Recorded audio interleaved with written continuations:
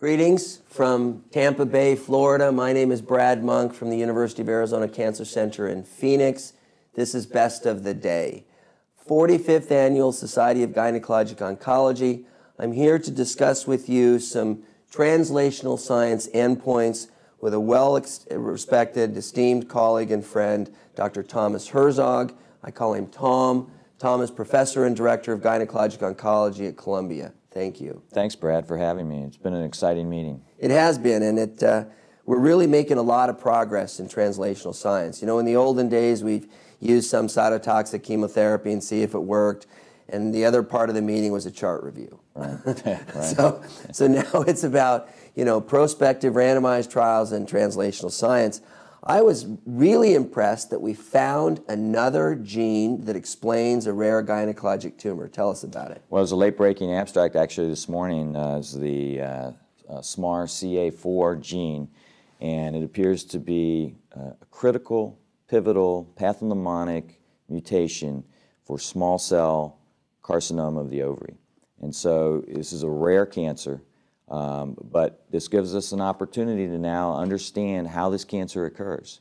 And it's only with understanding these cancers can we find actionable pathways that we could perhaps drug. And the hope then would be that we can now look at this pathway and see if there's something there that we can actually develop a therapeutic target off of this pathway and discovery. So this is really good news. Again, a small number of patients that are affected with this disease, but it goes a long way in terms of looking at this. Now, it's a small number of patients that were in this trial, as you might expect, with small cell carcinoma of the ovary. I believe there are only 12 patients, but it's still very exciting. It looks like it's functioning as a tumor suppressor gene, sort of like the ARID1A story. So I sit here and think, so I got granulosa cell tumors of the ovary, I got clear cell ovarian cancers, I got Sertoli-Leydig cell tumors, I got small cell ovarian cancers. Individually, they're all very rare. That's 4 examples where I can tell you what the genetic mutation is, and then we can now look at focused, smart trials interacting with that loci to really try to do, you know, biomarker-driven clinical trials. And I think that's the theme of the new clinical trials research group that's now, since March 1st, has really been the reorganization of the CTEP clinical trials unit. So I like that. Even though it's rare, the interesting thing that I was struck about is whether or not there might be germline mutations.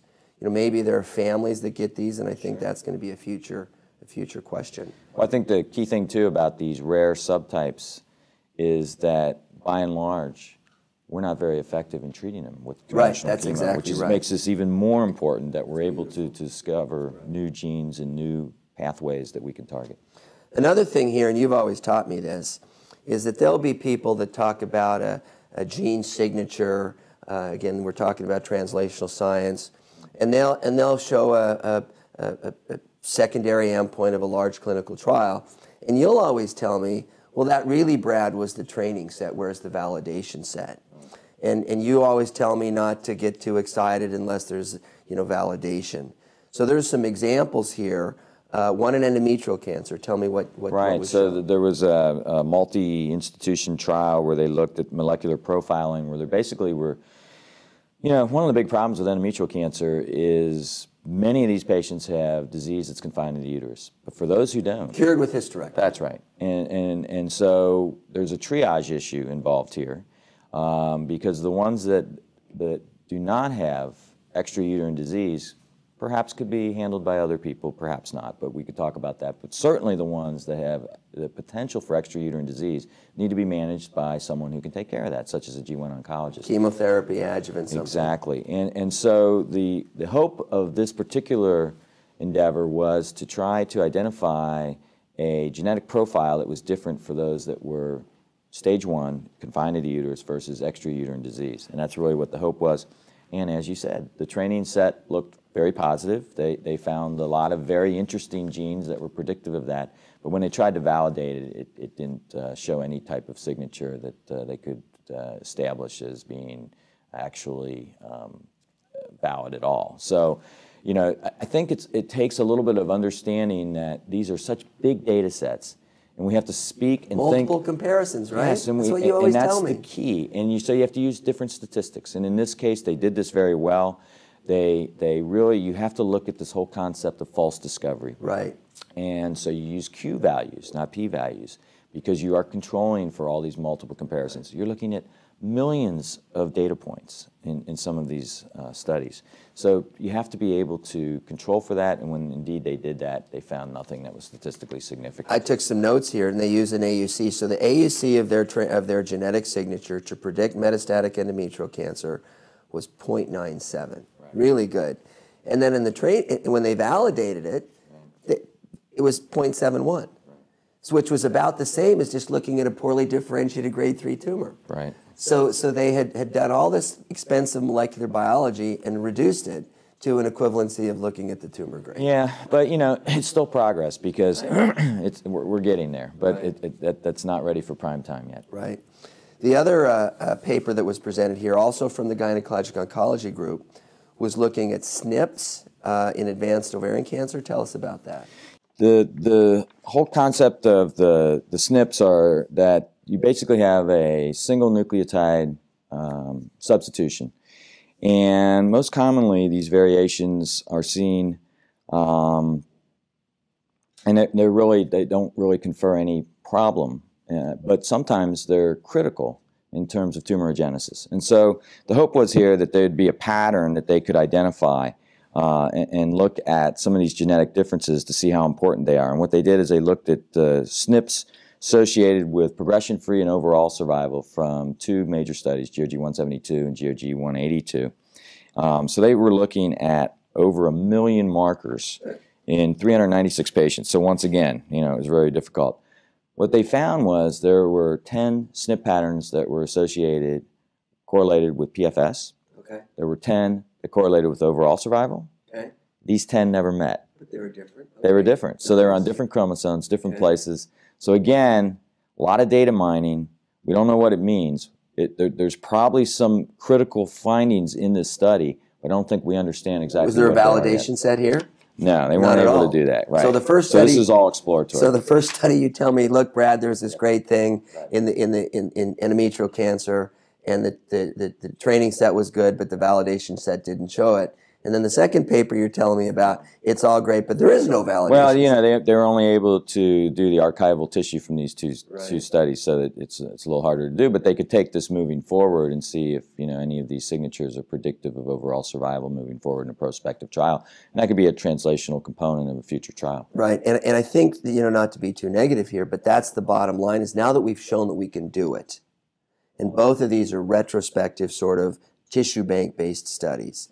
So we need to integrate these endpoints as secondary prospective components of phase 3 trials, or at least larger trials. Yes, I think the translational components of these clinical trials are going to be much more meaningful moving forward. And these are the types of studies that provide the groundwork that are going to make these more robust moving forward. So, you know, one of the things that I've always been impressed with in talking to you and being your friend is that not only do you understand science, but you're a surgeon and a chemotherapy person. Let's talk about surgery. The reason surgery is important is because it gives us access to tissue for exactly the sort of studies that we've been talking about. At this meeting, there was a talk about what operation to do to reduce the risk of ovarian and uterine cancer in a woman that has a BRCA mutation.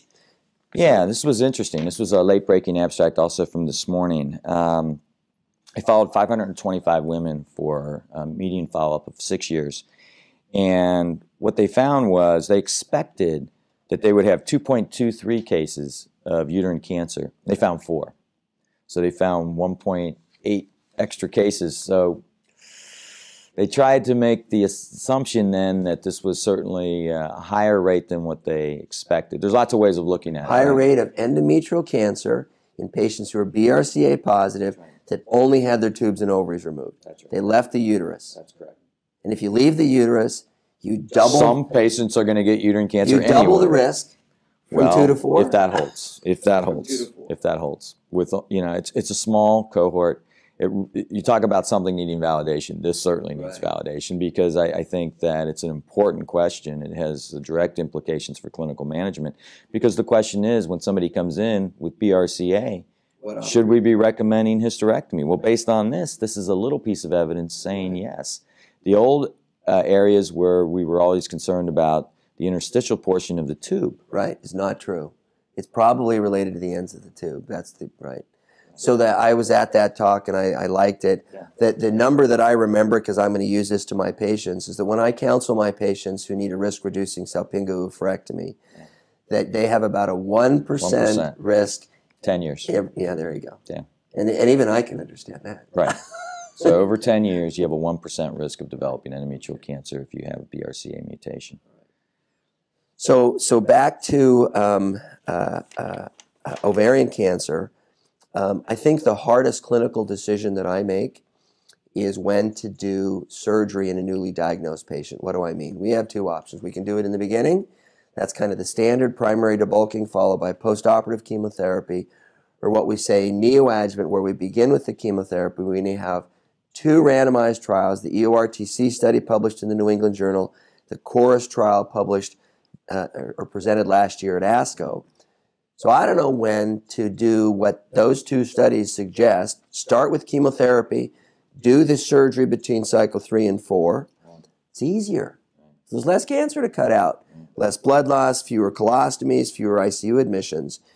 There was a paper at this a meeting that talked about imaging and CA-125 to try to predict who should get operated on first and who should get chemotherapy first.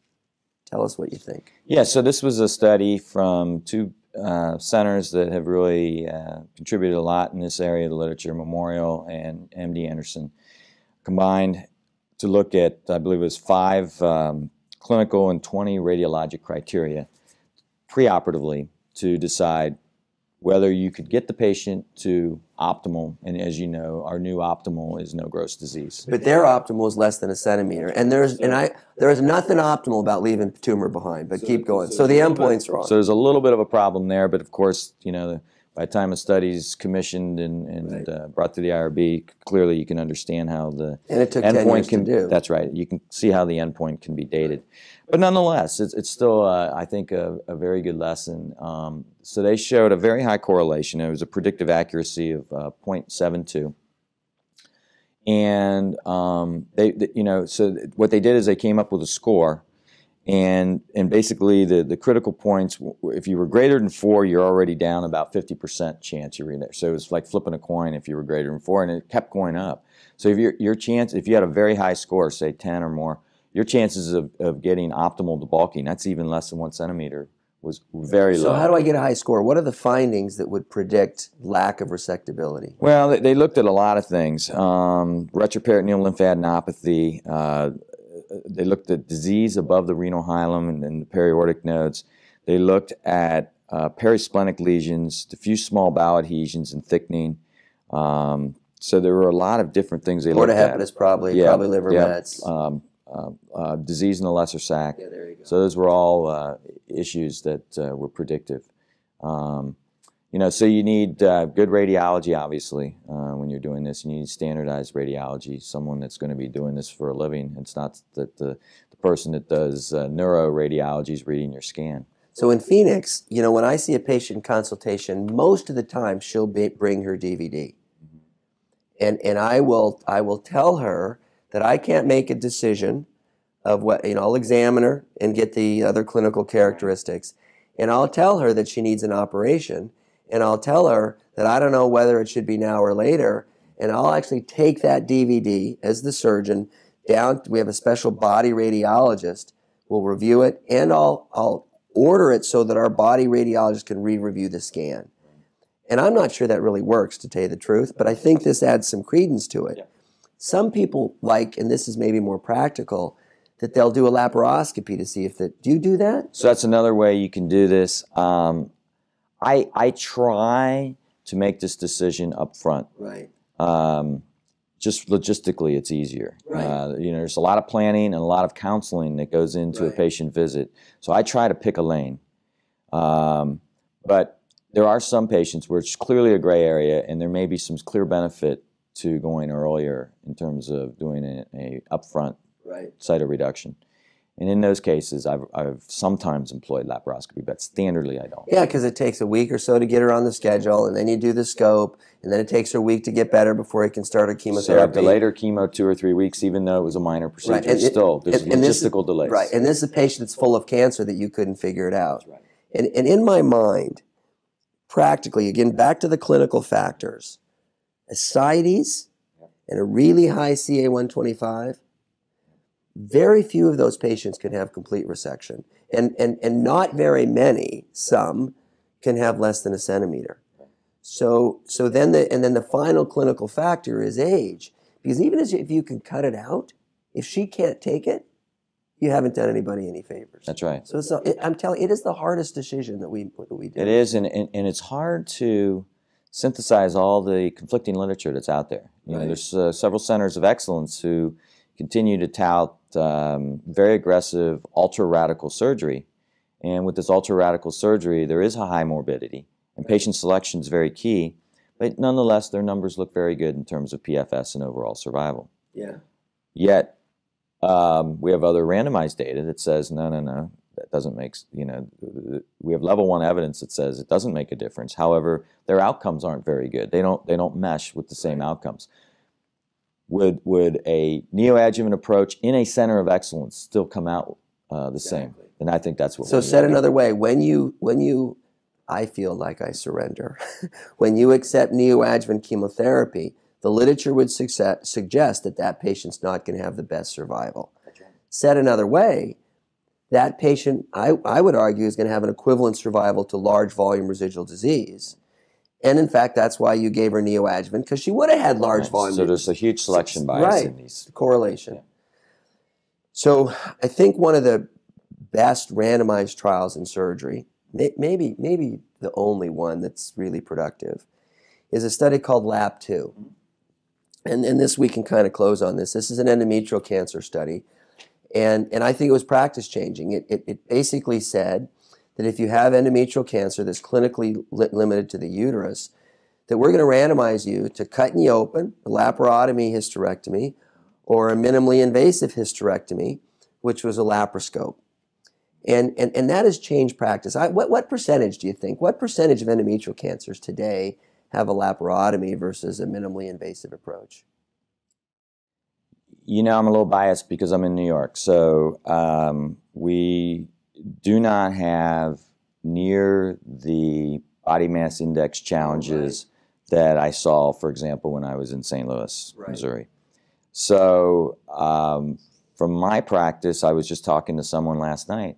I said, I bet it's been over 6 months since I've opened someone for an endometrial cancer case. And it may be close to a year. I do every one of them. That's what I want. That's the point. Every one of them's done through the scope. And I'm a Vinci Robot guy. And one of the potential advantages, it's not proven, of the Vinci Robot is in these high body mass index cases. Yeah, it's thought to be, and that's certainly been touted, but if you talk to people who do a lot of laparoscopy, they've been able to bring up their BMI as well. And it's no longer, in fact, it's almost laughable if you look at the conversion rates in LAP2 compared to today. I mean, I know it was like over a quarter. Yes, and we were you learning. Just say it's been 6 months. We were learning then. We were learning, and it just doesn't happen. So there were 2 good abstracts, to your point, at this meeting that went back and did ancillary data analysis of over these 2,500 plus patients that were randomized to a laparoscopic approach for what was apparent stage 1 endometrial cancer versus a open approach. And one of the studies sought to look at our elderly population to see if there was a difference there. And what they found was there was a slight difference. The elderlies did have more morbidity associated with surgery, but you would expect that, and it was true in both arms. So there wasn't a big difference between the 2 arms. They did a little bit worse in terms of morbidity than the general population enrolled in that trial in both. So it's a lesson learned, it's a counseling point, but you also have to remember this may not even be really representative of the elderly population because there's a selection bias in who was enrolled on this trial. But still, given the old nature of the trial, that we were still on the learning curve, it still showed that you can do a minimally invasive surgery in an older woman. Oh, absolutely. The feasibility, in fact, it's probably preferred, right? probably preferred. But there was a higher readmission rate, there was a higher DVT rate, you know, all those types of things. Interestingly, no increase was seen really in trocar recurrences. So that's something that's always concerning with minimally invasive surgery. So that was good. So when you do a minimally invasive surgery, there's a lot of Trendelenburg. The patient has to be upside down. I have a saying that in the vernacular, so that the pulmonary complications are like car wrecks. They're really what kill people. Right. But people get all excited when there's an airplane crash, which is equivalent to a heart attack. So I'm telling you that nobody really dies of a heart attack or an airplane crash. It's pulmonary complications, which is the car crash. So in our screening program, we do a very careful pulmonary screen, which includes hiatal hernia. Because remember, you can take a stomach and push it into the chest, being in Trendelenburg. So I like it that this adds to our data set, that you said it, that in the elderly patient, it's preferred given that you've properly screened her for pulmonary complications. Right, absolutely. And then there was a second abstract that I thought was really interesting because I think it gives us some insights on the natural history of endometrial cancer and type 1 versus type 2 cancer, where you have your high-risk type 2 cancers with papillary serous and clear cells and so forth. And they really... And carcinosarcoma. That's right. And they did much worse, not surprisingly. Part of this laparoscopy but we now have trial. Some codified data. Prospective, randomized data that looked at this. And what was quite remarkable was the recurrence rate was 27% in our type 2. So very high. And these were patients that, you know... It still got adjuvant treatment, That's right. And that's right. That's treated the best we could. At the time. Clear cell serous and carcinosarcoma, do the best you can, and more than a quarter of them are going to fail. That's right. And when they fail, how many are cured? None. It's not high, that's for sure. Reassuringly, though, to the key hypothesis being tested in this study, there was no difference in outcome in the laparoscopic versus the open, which we would expect if they're well treated in either way, because it's really all about the adjuvant treatment at that point. So those are potentially practiced sort of, they add to what we're doing, that in the elderly, minimally invasive surgery is acceptable. I call it minimally invasive because it's a robot versus laparoscopy. That's right. It's all under the same... And in the high-risk cases. That's right. I like it. Yes. Okay. Well, listen, Tom, it's my pleasure. Very few people in this specialty can I talk about surgery 1 minute and translational science the next. It's my pleasure. This has been Best of the Day from Tampa, Florida. Thank you very much, and so long for now.